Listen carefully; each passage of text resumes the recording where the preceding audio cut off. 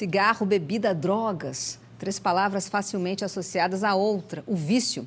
É automático, mas quando pensamos em vício, nos remetemos aos itens que trazem malefícios para a saúde. E quem não pode passar o dia sem comer um chocolate ou aquele que não pode ficar sem goma de mascar e até mesmo o cafezinho? Seriam esses vícios invisíveis? Quem vai conversar com a gente sobre esse assunto é a terapeuta Ana Maria Serra. Boa tarde, Ana. Seja muito bem-vinda. Boa tarde. Seja bem-vinda, viu, querida? Obrigada, Obrigado. é um prazer. E olha, na sua opinião, existe vício bom e vício ruim? Nós poderíamos até pensar, né, que poderiam existir vícios bons. Mas toda vez que nós falamos em vícios, nós já pressupomos algo que está além do controle da pessoa. Então, muito possivelmente, eu creio que vícios bons não seria um conceito fundamental. Saiu do controle, não é legal. Eu tenho a impressão que sim. Ana, e o vício é sempre uma fuga dos problemas ou é uma doença?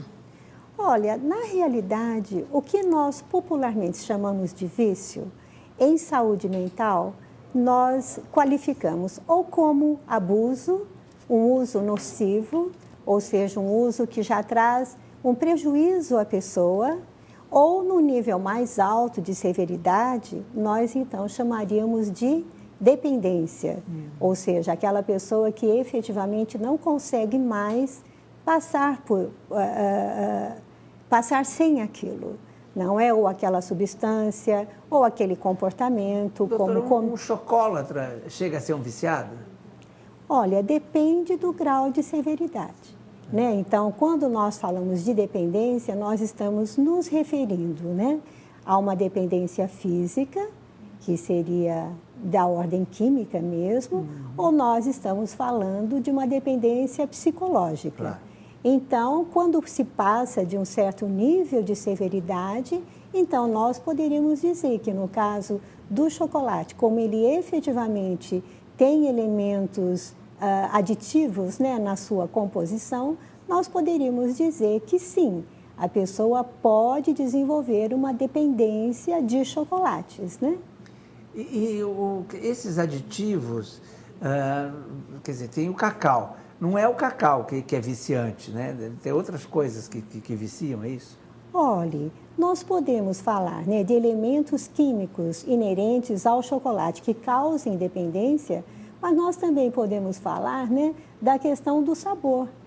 Então, efetivamente, quando uma pessoa come um chocolate, traz um prazer imediato, não é? Eu posso estar triste com alguma coisa, ou descompensada por algum acontecimento, algum evento, não é verdade? Agora, uma forma imediata de obter satisfação é comer uma coisa gostosa. Claro. Então, nós ali teríamos os dois lados, né? Uma dependência química por causa de algum elemento do chocolate que efetivamente tem, mas temos também essa dependência mais psicológica, não é? E a gente não colocou aqui, mas eu gostaria de perguntar, existe também vamos dizer, o viciado em comer, simplesmente, sim, não importa o que, né? Sim, é o que nós chamamos do comer compulsivo. Não é? O que é a compulsão?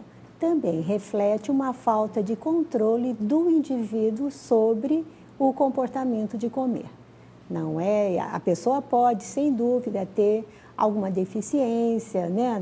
Por exemplo, na parte endocrinológica, que o faz sentir fome, e não se saciar. Mas muitas das vezes também entra como uma forma de compensação imediata, né?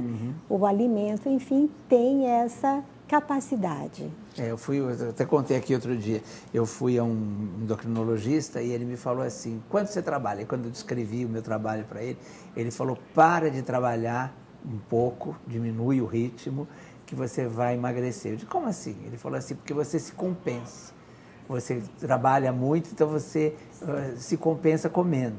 Né? Que é uma coisa, é um jeito é um vício, né?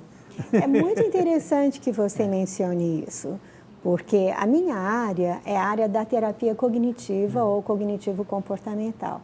E nós temos um componente cognitivo muito interessante, que nós chamamos de cognições de permissão. são aquelas vulgas desculpas que nós damos, não é? Então, hoje, eu trabalhei bastante, então eu posso me compensar comendo mais no final do dia, né?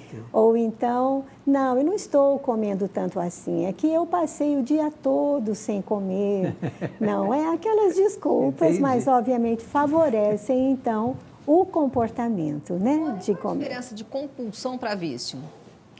Olha, na realidade, né, nos dois casos, o conceito implicado é o conceito de falta de controle, não é? Então, tecnicamente, nós nos referiremos, como eu disse no início, ao abuso, uso abusivo de algum alimento, uma substância, ou de um comportamento, ou a dependência, não é? Mas a compulsão, então, que também é um termo técnico, né, da nossa área, significa justamente aquela falta de controle, né? Aquele impulso em direção ou àquela comida, aquela substância ou aquele comportamento. A gente continua a entrevista com a Ana Maria. Ana, todo ser humano tem propensão à dependência ou ao vício? Bem, eu não diria que todos têm a mesma tendência, não é? Mas todos nós buscamos, sim, formas fáceis, como nós estávamos falando anteriormente, de compensação. Agora, é fácil a pessoa se viciar ou ser dependente de alguma coisa? Então, na realidade, não. O que nós dizemos, deixa eu então me basear um pouco no meu modelo, né, no nosso modelo cognitivo de compulsão ou de dependência, né? Nós dizemos que ao longo das nossas experiências, nós formamos uma estrutura, né, de personalidade. Então, nós formamos principalmente ideias a respeito de nós mesmos, a respeito do mundo, a respeito do futuro, por exemplo, né?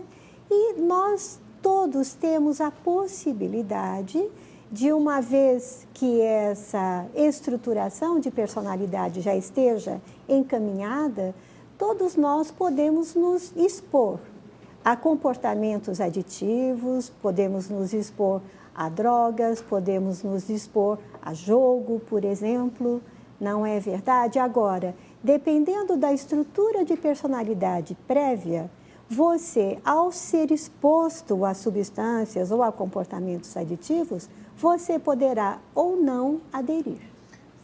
Então, algumas pessoas estão mais predispostas devido a essa formação, estruturação da sua personalidade. Em cima disso que a senhora está desenvolvendo, eu queria saber, quando que está associado, quer dizer, o vício está associado a problemas psicológicos, é como se fosse uma carência, um vazio. Tem lá o caso aí da delegada Elô, aí da novela agora, né? Que como ela tem o buraco, né, que a filha, ela não pode criar a filha, então ela consome e ela se sente culpada e esconde o que ela compra e tal, né? Quando é que isso acontece? Então, veja, né, um dos fatores que nós procuramos alertar, né, profissionais de saúde é justamente esse. A compulsão a compras, a compulsão a jogos, a compulsão a comer, ou mesmo, né, o uso de substâncias como álcool, cigarro ou substâncias ilícitas, né? Elas efetivamente têm uma atuação na compensação do humor. Então, nós costumamos dizer, né, que as drogas não são inteiramente más, porque senão as pessoas não adeririam. Claro. Mas qual é o valor que elas têm? É justamente o valor como reguladores de humor. Então, se eu estou triste, né, e como compulsivamente chocolate, então é uma satisfação imediata que vai neutralizar aquela minha insatisfação emocional. Então, é por isso que nós dizemos que, dependendo dessa estrutura de personalidade, a forma como a pessoa lida consigo, com o mundo, com as suas exigências, né, essa pessoa estará mais ou menos predisposta a desenvolver, né, um vício, uma compulsão. Eu imagino que isso dependa do seu cultural, né, de como você foi educado, essas coisas, quer dizer, você vai criando. E também independe, né? Quer dizer, também pode ser só uma fantasia, quer dizer, uma coisa individual daquele ser humano, né? Pode ser, né? O fator cultural entraria como um forte componente. além de outros fatores, né, de experiência pessoal ou de modelação por pais, por professores, por pessoas significativas para aquele sujeito. Eu estava pensando aí no caso da minha comida, que minha mãe dizia assim, tem que comer para crescer, tem que fazer. Quer dizer, fica uma coisa como se fosse uma coisa de prazer e de quase de subsistência mesmo, né? Então, que é uma coisa que os pais colocam na cabeça da gente mesmo. Com razão, né? Ontem, por exemplo, exatamente ontem, numa sessão, eu tenho um paciente que já se desenvolveu em várias áreas, está indo muito bem, né? Mas uma área que ele não queria tocar era a dieta. E ele efetivamente está a cerca de 22 quilos acima do peso.